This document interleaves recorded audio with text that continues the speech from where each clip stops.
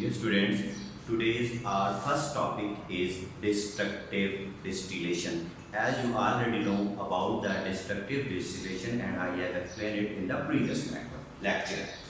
What is destructive distillation? When coal is heated in the absence of air at high temperature, कितना 500 to 1000 degree centigrade, it is converted into coal gas, कोल तार and Coke. तो ये convert हो जाता है कोल gas में, कोल तार में और कोक में and the process is called destructive distillation. Once again मैं रिपीट करता हूं इसकी definition. When coal is heated at high temperature in the absence of air, temperature कितना 1500 से 1000 डिग्री सेंटीग्रेड तक। When coal is heated in the absence of air at high temperature, it is converted into coal gas, coal tar and coke. The process is called destructive distillation. Coal contains large number of organic compounds which are separated by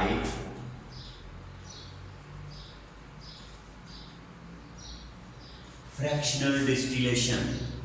अब कोल के अंदर large number of organic compounds होते हैं, इनको हमने अलग करना होता है, सेपरेट करना होता है। तो जिस प्रोसेस से सेपरेट करते हैं वो कहलाता है फ्रैक्शनल डिस्टिलेशन। इसके बारे में आगे हम देखेंगे। अच्छा, अब कोल को आपने हीट किया तो ये कोल गैस, कोल तार और कोक में डिवाइड हो गया। कोल तार से आपने देखा बेंजोल, मीथेन, साइनाइड, सल्फर के कंपाउंड मिलते हैं। कोक से बेशुमार benzol, toluene, xylene, naphthalene, phenol और many other organic compounds are obtained. तो पता ये चला कि जो डिस्ट्रक्टिव डिस्टिलेशन है ये एक इम्पॉर्टेंट जो है प्रोसेस है जिसमें कोल को हीट किया जाता है और वो कन्वर्ट हो जाता है किसमें, कोल तार में, कोल गैस में और कोक में। कोल गैस के बारे में आपको पता ही है कि ये मिक्सचर होता है तीन गैसों का, कार्बन मोनोऑक्साइड गैस,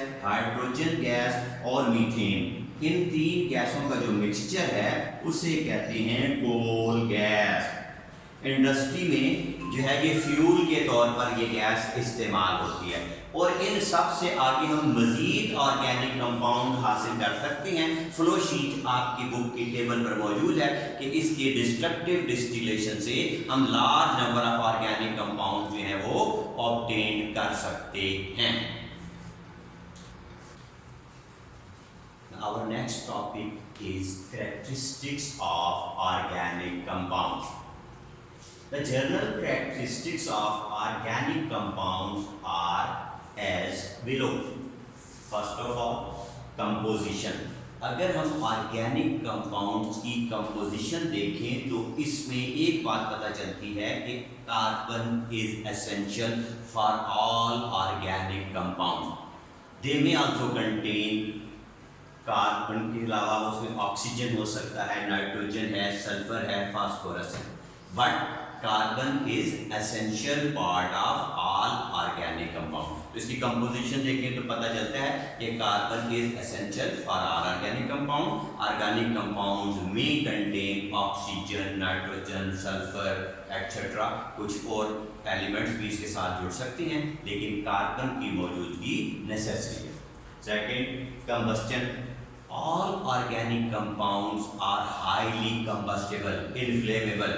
जब भी किसी ऑर्गेनिक कंपाउंड की कंबस्चन की जाती है तो वो दो चीज़ों में, carbon dioxide, water along with large amount of heat also release होती है। तो आप देखिए कि सेकंड पॉइंट पे मैंने बताया कि organic compounds are highly combustible, कि अगर हम इसको बर्न करें, जैसे ये मीथेन है, मीथेन को ऑक्सीजन की मौजूदगी में बर्न किया तो ये कार्बन डाइऑक्साइड और वाटर में कन्वर्ट हुई और साथ ही साथ हीट भी रिलीज हुई। तो जितने भी ऑर्गेनिक कंपाउंड होते हैं जब उनको जलाया जाता है, उनकी कंबस्चन की जाती है तो उसकी कंबस्चन कंप्लीट भी हो सकती है, इनकम्प्लीट भी होती है।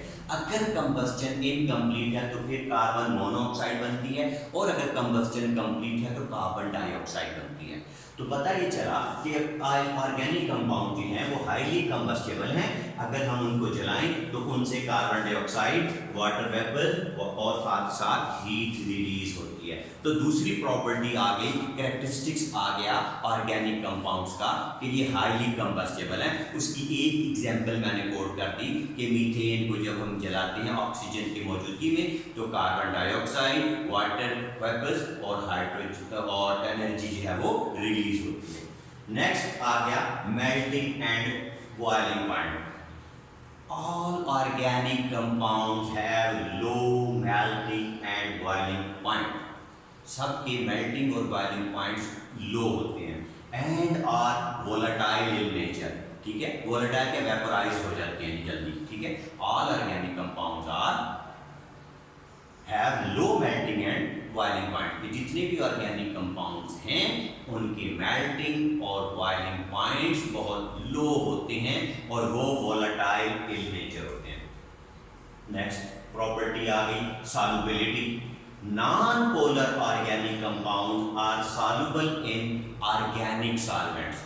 जो नॉन पोलर हैं वो ऑर्गेनिक सॉल्वेंट में हल हो जाते हैं। वो कौन से हैं? For example alcohol, ether, benzene, etc.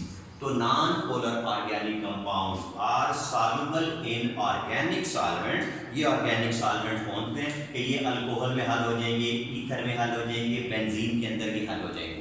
तो पता ये चला कि non polar organic compounds are soluble in organic solvents like alcohol, ether, benzene, etc. But they are less soluble in polar substances like water.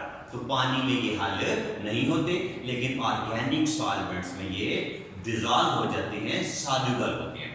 तो पता ही चला कि organic compounds are soluble in organic solvents like ether, alcohol, benzene, but less soluble in water. Stability तो कहते हैं as they have low melting and boiling point, क्योंकि इनके मेल्टिंग और बॉइलिंग पॉइंट जो हैं वो बहुत कम होते हैं, बहुत लो होते हैं। So they easily decompose at high temperature. तो जब भी हम इसको हीट करते हैं तो ये ब्रेक डाउन हो जाते हैं, ये डीकम्पोज हो जाते हैं सिंपलर सब्सटेंसेस में। क्योंकि इनके मेल्टिंग और बॉइलिंग पॉइंट्स बहुत लो होते हैं। As we know that the organic compound have low melting and boiling point. तो जब आप इसको हीटअप करते हैं हाई टेम्परेचर के ऊपर, इसकी डीकम्पोजिशन हो जाती है ऑर्गेनिक कंपाउंड्स की, और डीकम्पोज होकर ये सिंपलर सब्सटेंसेस में तब्दील हो जाते हैं। तो पता ये चला कि स्टेबिलिटी क्या है, अनस्टेबल होते हैं मोस्टली हाई टेम्परेचर के ऊपर, ब्रेक डाउन होकर सिंपलर सब्सटेंसेस में डिवाइड हो जाएंगे। बात समझ में आई? ऑर्गेनिक कंपाउंड की स्टेबिलिटी क्या है? क्योंकि ये इनकी मेल्टिंग और बॉइलिंग पॉइंट बहुत कम होती हैं, तो हाई टेम्परेचर जब भी प्रोवाइड किया जाएगा तो वो अपनी स्टेबिलिटी लूज कर देंगे, डीकम्पोज हो जाएंगे, सिंपलर सब्सटेंसेस में कन्वर्ट हो जाएंगे। तो पता ये चला कि ऑर्गेनिक कंपाउंड की स्टेबिलिटी जो है हाई टेम्परेचर पर फौरन ब्रेक डाउन हो जाएगी, डीकम्पोज हो जाएंगे, किसमें? सिंपलर सब्सटेंसेस में ये चेंज हो जाएंगे। Electrical conductivity, they are poor conductor of electricity both in fused or in solution form. Fuse कहते हैं पिघली हुई हालत को, मोल्टन स्टेट को। ठीक है, तो ये फ्यूज फॉर्म में या सॉल्यूशन फॉर्म में इलेक्ट्रिकल कंडक्टिविटी नहीं कर सकते, इलेक्ट्रिसिटी कंडक्ट नहीं कर सकते। ठीक है, poor conductor of electricity in fuse form and in solution form. चाहे उनकी फ्यूज फॉर्म हो या उनकी सॉल्यूशन की फॉर्मेशन में हो, दोनों सूरतों में इनमें से इलेक्ट्रिसिटी पास नहीं हो सकती। तो organic compound are non conductor, ठीक है, ऑफ इलेक्ट्रिसिटी। इलेक्ट्रिसिटी कंडक्ट नहीं कर सकते, चाहे उनकी सॉल्यूशन फॉर्म में हो या फ्यूज फॉर्म में हो। सोर्स, जाहिर सी बात है, लिविंग सोर्स से हम हासिल करते हैं एनिमल से और प्लांट से। They are obtained from animals and plant. Certain organic compound can also be synthesized in the labs. कुछ को हम लेबोरेटरी में भी प्रिपेयर कर सकते हैं, लेकिन मोस्टली हम एनिमल और प्लांट सोर्सेज से ये कंपाउंड हासिल करते हैं। लास्ट आ गया रेट ऑफ रिएक्शन। जाहिर सी बात है कि इनका रेट ऑफ रिएक्शन बहुत स्लो होता है। बाज़ औक़ात कई घंटे कई दिन लगते हैं, रिएक्शन नहीं होता। तो we need special condition to proceed their reactions. इनके रिएक्शन को वकू पजीर होने के लिए ख़ास किस्म की कंडीशन रिक्वायर होती हैं. अगर वो कंडीशन हम अडॉप्ट करेंगे, उन कंडीशन के ऊपर अमल दरामद करेंगे, तो फिर ये रिएक्शन प्रोसीड होती हैं, वरना प्रोसीड नहीं होते. तो ये आज का आपका लेक्चर था ऑर्गेनिक कंपाउंड की जर्नल कैरेक्टरिस्टिक्स. मेरा ख्याल है कि ये अच्छे तरीके से आपको समझ में आ गया होगा कि इसकी कंपोजिशन क्या है, कंबस्टन क्या है, melting and boiling point, solubility, stability, electrical conductivity, source and the rate of reaction. अब आपका होम टास्क है, क्विज है पेज नंबर 105 पर, उसके आंसर आपने करने हैं और सबमिशन करवानी है 20 जून को. 20 जून तक आपने अपनी सबमिशन करवा देनी है. और कंटिन्यूटी करने के लिए अगर आपको कोई क्वेरीज हो रही हैं, आप समझते हैं कि लेक्चर में कोई बात आपको समझ में नहीं, बाय मैसेजिंग आप अपनी जो मिस्टेक्स हैं, जो कुछ समझ में बात नहीं आ रही है, आप उसको क्लैरिफाई कर सकते हैं. Thank you very much for today's work.